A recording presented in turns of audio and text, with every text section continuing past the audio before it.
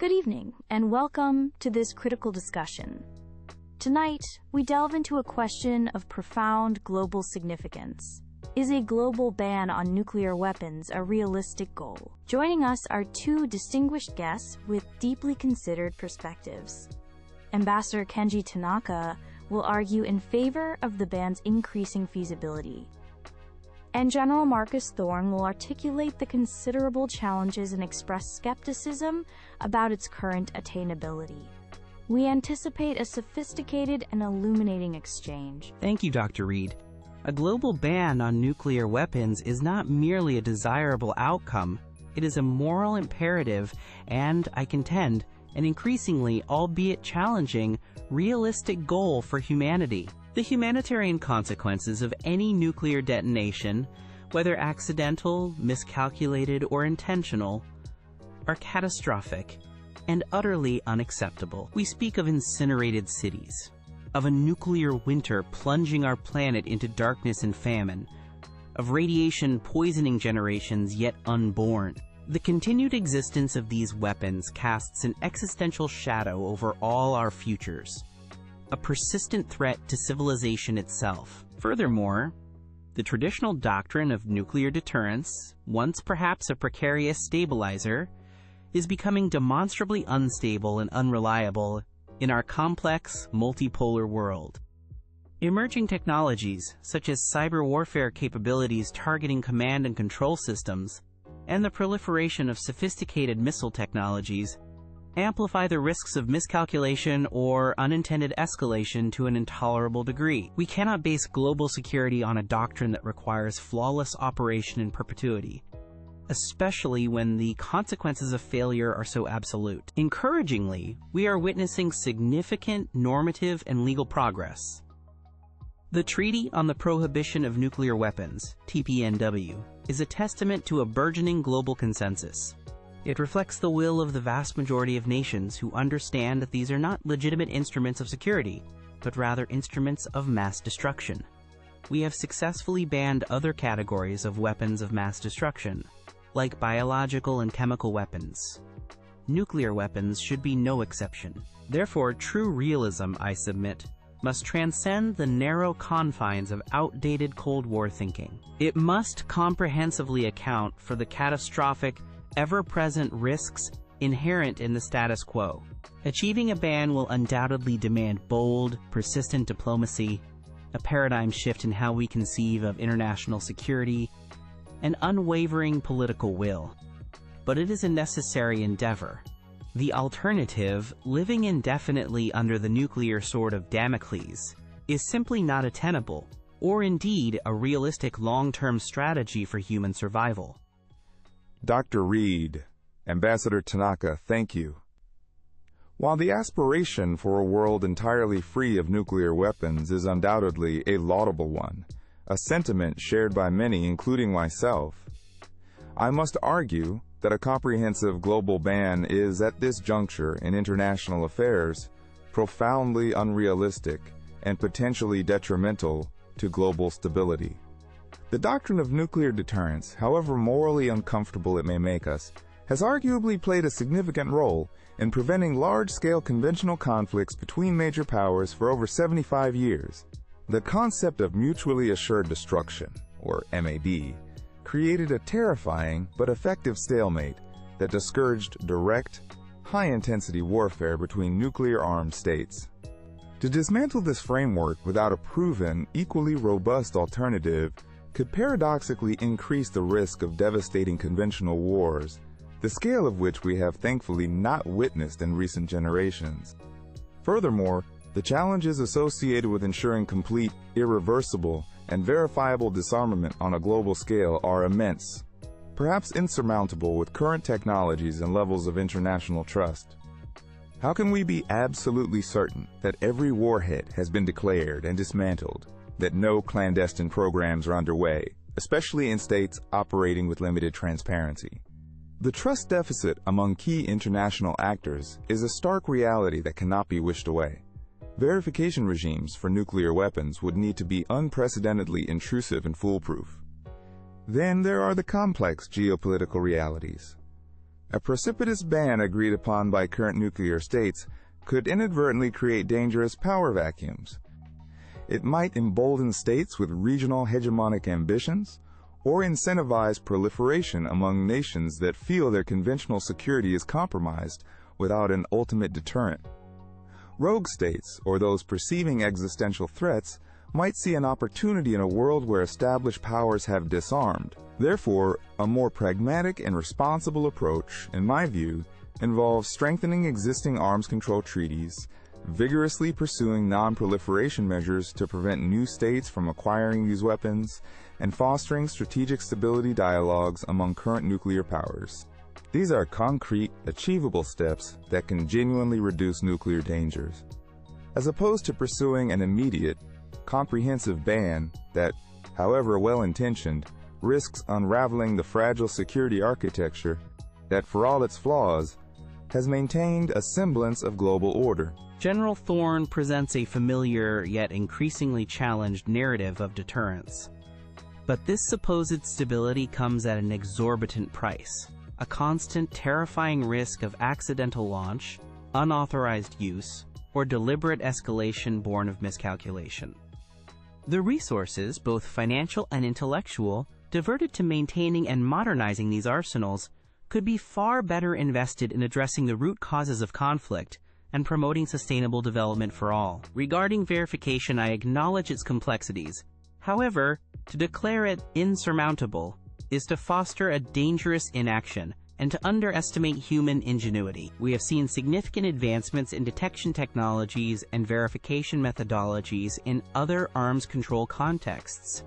The International Atomic Energy Agency, for instance, has a robust framework for safeguards, a dedicated, well-funded international body with a mandate for nuclear disarmament verification, equipped with state-of-the-art tools and intrusive inspection rights, is not beyond our capacity to create if the political will exists. Dismissing this possibility out of hand serves only to perpetuate the perilous status quo. As for geopolitical pessimism, the argument that a ban would create power vacuums or encourage proliferation underestimates the profound normative power of a widely adopted treaty. A global ban, even if not initially universal, would establish an unambiguous international standard, stigmatizing and isolating any state that chose to remain outside or to develop nuclear weapons in defiance. It would reshape the entire security calculus, shifting the focus away from reliance on these indiscriminate weapons towards collective security arrangements and a strengthened international legal order. True security cannot be built upon the threat of mutual annihilation. It must be built upon mutual trust and shared interests in survival and prosperity. Ambassador Tanaka speaks eloquently of moral imperatives, and I do not dismiss the profound humanitarian concerns associated with nuclear weapons. However, effective statecraft and security policy must be firmly grounded in the often harsh realities of the current global landscape, not solely on aspirations, however noble. A premature or inadequately verified ban, implemented before the underlying conditions of mistrust and insecurity are addressed, could paradoxically increase global instability and potentially lead to other forms of devastating conflict. We must be wary of unintended consequences that could arise from dismantling existing security frameworks without having viable, tested alternatives firmly in place. The ambassador cites the Treaty on the Prohibition of Nuclear Weapons, TPNW, as evidence of normative progress. While it reflects the desires of many non-nuclear states, its practical impact on disarmament is severely limited by the fact that not a single nuclear-armed state, nor any state under a nuclear umbrella, has endorsed it. For any disarmament treaty to be truly effective in reducing global nuclear stockpiles, it requires the active participation, commitment, and rigorous verification mechanisms agreed upon by the states that actually possess these weapons. Norms are powerful, but they cannot, in isolation, dismantle warheads or alter the strategic calculations of states that perceive existential threats. The ambassador speaks of a paradigm shift in security thinking. Such fundamental shifts, historically, are lengthy evolutionary processes, not revolutionary events. Until the deep-seated mistrust between major powers is significantly ameliorated, and until regional conflicts that fuel proliferation pressures are resolved, the perceived need for an ultimate deterrent, unfortunately, will likely persist for some nations. Therefore, a gradual, step-by-step approach focusing on arms reduction, de-escalation measures, and building trust remains the most responsible, albeit slower, path towards a safer world. Thank you both for those robust rebuttals. Ambassador Tanaka, a critical question often raised concerns enforcement. Specifically, how can a global ban be effectively enforced and compliance ensured, especially concerning states that might not join the treaty or might attempt to cheat, without a supreme global enforcement authority that currently doesn't exist? That is a crucial question, Dr. Reed. Enforcement in a world of sovereign states is inherently complex, but not insurmountable. Firstly, a robust and intrusive verification regime, as I mentioned, is paramount, utilizing national technical means, international data sharing, and on-site inspections with unprecedented access. Secondly, a treaty would establish strong international legal and diplomatic pressure. Violations would trigger collective responses, ranging from severe economic and political sanctions to international condemnation and isolation. Think of the power of near-universal pariah status. Furthermore, the treaty itself would delegitimize nuclear possession as a symbol of power or status, eroding any perceived benefits. Finally, collective security mechanisms, perhaps under the UN Charter, could be strengthened to address non-compliance, ensuring that the international community acts in concert to uphold the ban. It's about building layers of deterrence against breaking the norm. Thank you, Ambassador.